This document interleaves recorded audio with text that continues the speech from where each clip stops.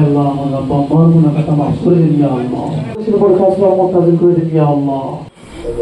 শেখ হাসিনা একটু উদ্যোগ নেন এবং সেই উদ্যোগের পিছনে আমাদের সাবেক প্রধান বিচারপতি হাসান ফয়েজ সিদ্দিকী সাহেবের একটি বড় ভূমিকা। তিনি তার সাথে কথা বলার পর আমাদের প্রধানমন্ত্রী সঙ্গে সঙ্গে সারা বাংলাদেশের ৬৪টি জজ কোর্টে রাজশিপে এই ন্যায়কুঞ্জ করার উদ্যোগ নেওয়ার প্রেক্ষিতে আজকে লালমনিরহাটে এই ন্যায়কুঞ্জটি প্রতিষ্ঠিত হবে। এখানে বিচার প্রার্থী মানুষ এসে অবস্থান করতে পারবেন যখন কোর্টে আসবেন। এখানে বিচার প্রার্থী বলতে সাক্ষীরা যেমন আসতে পারবেন, কোনো মামলায় যদি থেকে থাকেন তারা যারা জামিনে আছে তারা এখানে এসে বসতে পারবেন, আইনের অধিকার প্রতিটি মানুষের মৌলিক অধিকার এবং অধিকার আইনের ন্যায় বিচার পাওয়া, দ্রুত বিচার পাওয়া, সুস্থ বিচার পাওয়া একটি অধিকার সাংবিধানিক।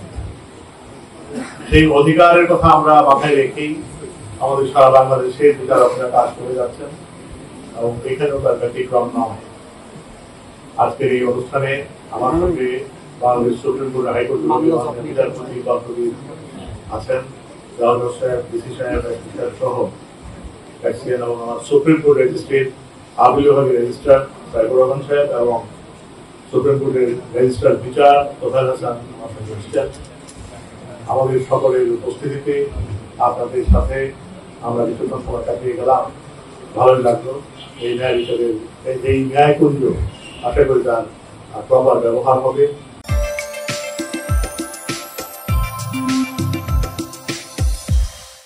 সাধারণ মানুষ বিচার করতে মানুষ এসে দুর্গন্ধ শান্তি পাবে এখানে বসে বিচার চলাকালীন সময়। আপনাদের সাথে কথা বলতে পেরে ভালো লাগলো। আপনাদের সবাইকে অনেক অনেক ধন্যবাদ। স্যার, আমরা বিশেষ করে জেলা পর্যায় থেকে সুপ্রিম কোর্ট পর্যন্ত হাজার হাজার মামলা দীর্ঘদিন ধরে ঝুলছে, তো এগুলোর কথা আমরা প্রায় শুনি। তো এগুলো দ্রুত নিষ্পত্তির বিষয়ে আপনার আমলে কোনো বিশেষ কোনো উদ্যোগ নেবেন কিনা? শোনেন, এটা আমল টামলের প্রশ্ন না, প্রশ্নটা হচ্ছে বিচার ব্যবস্থাটা এই দেশে যখন থেকে শুরু হয় এই ভূখণ্ডে তার থেকে চলমান আছে, সামনেও চলছে। তা আমি কিছুদিনের জন্য হয়তো দায়িত্বপ্রাপ্ত মানুষ, প্রধান বিচারপতি, আমার পরে আরো আমার অতীতে যারা ছিলেন তারাও চেষ্টা করেছেন, আমিও চেষ্টা করে যাচ্ছি। আমার পরে যারা আছেন তারাও চেষ্টা করেন, তারাও স্থানীয়ভাবে আমাদের জজ সাহেবরা, জেলা জজ সাহেবের নেতৃত্বে ডিভিশনাল ম্যাজিস্ট্রেট সহ অন্যান্যরা যারা আছেন তারা প্রত্যেকের কাজে তারা কাজ করে যাচ্ছেন। কালকে আমি যখন তাদের সঙ্গে বসেছি আমি দেখেছি এখানে নিষ্পত্তি ধারা কিন্তু ভালো, খারাপ না, তারা যথেষ্ট চেষ্টা করে যাচ্ছে। কিন্তু মানুষের একটা লিমিটেশন আছে। আপনারা যদি লিটিগেন্ট মানুষ যদি এত মামলা না করেন তাহলে তো মামলা জট হয়ে যাবে।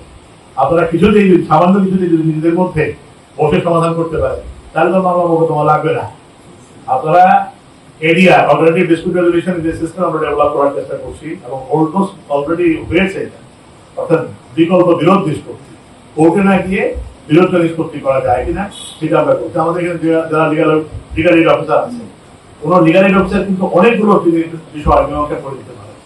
আপনারা যদি তার কাছে যান মামলা মোকদ্দমা না করে তাইলে সেটা অনেকটাই কমবে, লাগু করবে, চাপ কমবে। আর এক জায়গায় চাপ কমলে এই নির্দিষ্ট সারা বাংলাদেশ যখন ফলো করবে সারা বাংলাদেশেই সেটা হবে এবং সারা বাংলাদেশের এই অবস্থাটি ডেভেলপ করে গেলে দেখবেন যে বিচার মামলার সংখ্যা ধীরে ধীরে কমছে। আপনারা যারা সাংবাদিক তাদের প্রতি একটি বিশেষ অনুরোধ, আপনারা কিন্তু সমাজের প্রতিযোগী, আপনারা সমাজের চিত্র তুলে ধরেন পত্রিকার মধ্য দিয়ে। এই যে আপনারা ফোর্থ স্টেট বলেন, আপনারা সাংবাদিকতার জগৎ থেকে পত্রিকা জগৎ থেকে প্রকাশনা করবেন, আপনারা যদি মানুষকে বোঝান অহেতুক বিষয়ে কোর্টে মামলা করো না, তাহলে কিন্তু মানুষ আলোচনাভাবে গ্রহণ করবে। একটা হাঁসের বাচ্চা এই বাড়ি থেকে ওই বাড়িতে গেল, এটা নিয়েও মামলা হয়ে যায়। মুরগিতে একজনের ধান খেয়ে ফেললো, এটা তো মামলা হয়ে যায়। এইগুলি একটু প্রতিহত করতে হবে। এই জন্য অ্যাওয়ারনেস বাড়ানোর জন্য আপনাদের সাংবাদিকদের প্রতি আমি বিশেষভাবে অনুরোধ করবো।